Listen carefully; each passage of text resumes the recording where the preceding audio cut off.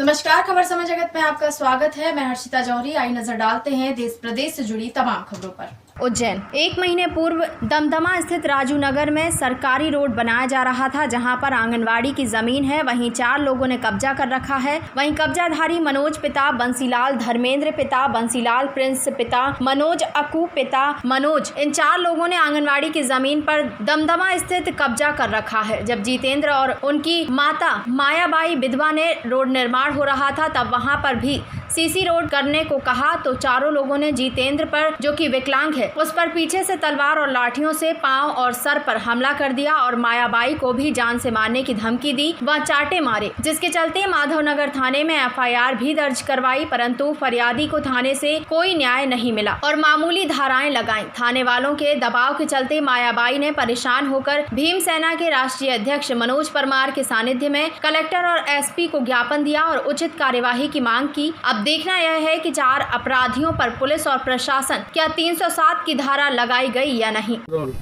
बताएं आज आपके साथ किस प्रकार से घटना हुई है, कि किन किन लोग पे क्या हुआ? सर, मेरा नाम जितेंद्र है। मैं एक पैर से विकलांग मत लगा अरे यार। मैं दिव्यांग व्यक्ति हूँ। मेरे घर के पास में रोड बन रहा है, घर के सामने ही, और सामने ही आंगनवाड़ी है। वहाँ पर नगर निगम के कर्मचारी दरोगा मनोज घोषर, धर्मेंद्र घोषर, प्रिंस घोषर, अक्कू घोषर, ये सब नगर निगम कर्मचारी है। इन्होंने अवैध रूप से भी कब्जा कर रखा है नगर निगम, वहाँ पे आंगनवाड़ी के सामने, घर के सामने ही। उक्त चलते अभी रोड बन रहा था, तो रोड की बात को आंगनवाड़ी मैडम ने मेरे को बोला कि मेरी ठेकेदार से बात हो गई है कि आंगनवाड़ी के गेट से रोड बना दिया जाए। ये ठेकेदार से बात हो गई है, तो तुम बोल देना मेरा समय हो गया तो मैं घर जा रही हूँ। यही बात मैंने बोली। इस बात के पीछे ही उन्होंने विवाद करा और शाम को 6 बजे शराब पीकर मनोज घोषर दरोगा जो आया और गाली गुप्ता और चाकू लेके भी आया। सभी चारों ही आ गए है मारने के लिए, घर में घुसने आ गए। मेरी माँ को भी लपड़ मारा, मुझे भी घर के वहीं पे मारा।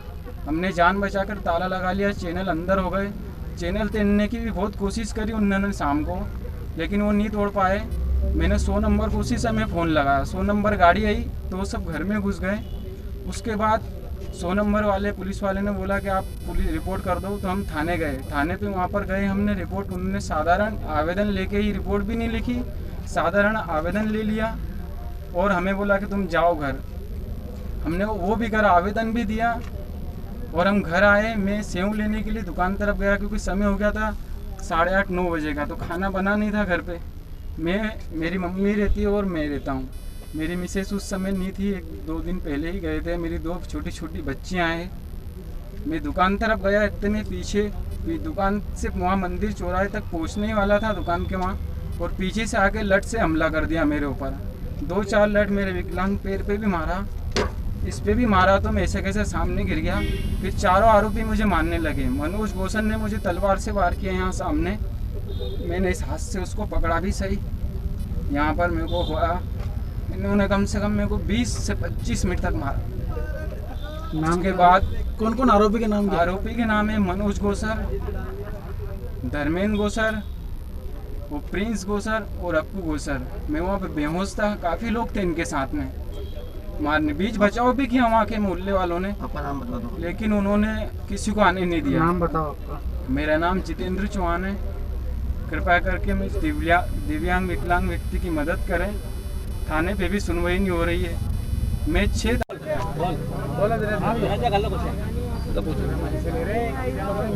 उज्जैन जिले के उन्हेल के निकट इटावा करके गांव है।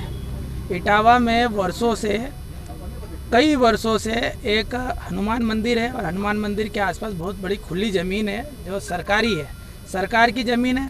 उसका सेवन जो है सभी सर्व समुदाय के लोग करते हैं। अधिकांश उसका उपयोग जो होता है अनुसूचित जाति जनजाति वर्ग के लोगों के द्वारा होता है, जिसमें उनके घर पे कोई भी सगाई या शादी का कोई आयोजन होता है तो उस पर वो उस ज़मीन के ऊपर कर लेते हैं।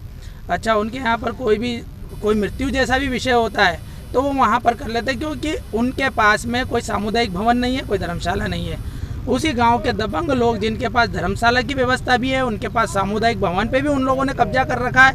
ऐसी स्थिति में उस हनुमान मंदिर पर भी उनकी नीयत खराब हुई और हनुमान मंदिर सहित जमीन है उस पर वो अतिक्रमण कर रहे हैं, उस पर फेंसिंग कर रहे हैं।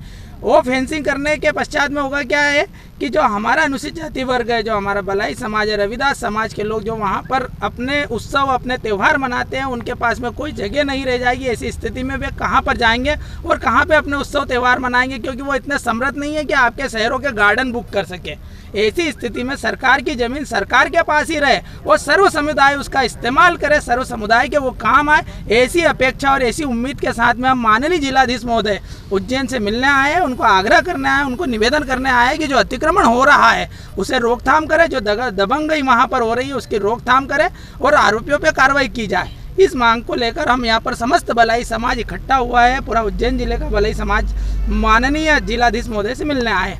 दूसरा प्रकरण माधवनगर थाने का है कि एक बालक है जो विकलांग है, पहले से एक पैर से विकलांग है, जितेंद्र नाम का बालक है, हमारी समाज का बलाई समाज का बालक है। कुछ दबंगों की जो वहाँ पर अवैध कब्जे हो रहे थे, दमदमा करके आपके ही क्षेत्र में एक नगर है या गांव है, राजीव गांधी नगर, यहाँ पर तो वहाँ पर अतिक्रमण उन्होंने कब्जा कर रखा है, अवैध कब्जे कर रखे, प्लाट बना रखे हैं। उसको लेकर तू में हुई तो उसका एक तो पैर पहले से टूटा था, दूसरा पैर भी उन्होंने तलवारों से और लाठियों से तोड़ दिया। अब वो अभी वर्तमान में उपचारित है, चलने फिरने की स्थिति में नहीं है, इतनी दयनीय स्थिति में, मतलब वो भगवान के घर से वापस लौटा है। ऐसी स्थिति उसकी माता के द्वारा बताई गई, उसके परिजनों के द्वारा पीड़ा ये बताई गई। उस पीड़ा को लेकर आज हम जिलाधीश महोदय और माननीय पुलिस अधीक्षक महोदय उज्जैन से भी मिलेंगे, क्योंकि अभी तक पुलिस प्रशासन ने उन तत्वों पर अभी तक किसी प्रकार की कार्रवाई नहीं की। वो खुले आम घूम रहे और वो तड़प तड़प के जीवन यापन कर रहा है जितेंद्र मालवी। इन दो विषयों को लेकर माननीय जिलाधीश, माननीय पुलिस अधीक्षक उज्जैन से मिलना है। समस्त बलाई समाज उनके सामने, उनके समक्ष उपस्थित होकर यह प्रार्थना करेगा कि ये दबंगों के ऊपर कार्रवाई की जाए, दलित अत्याचार के रोकथाम की जाए। दलित अत्याचार जो वर्षों से हो रहा है, आज भी वर्तमान में जारी है, इसको समाप्त किया जाए। मैं मनोज परमार, राष्ट्रीय अध्यक्ष अखिल भारतीय बलाई महासंघ से। खबर समय जगत के लिए उज्जैन से रूपेश तिवारी की report. For latest news, subscribe to our channel and press the bell icon.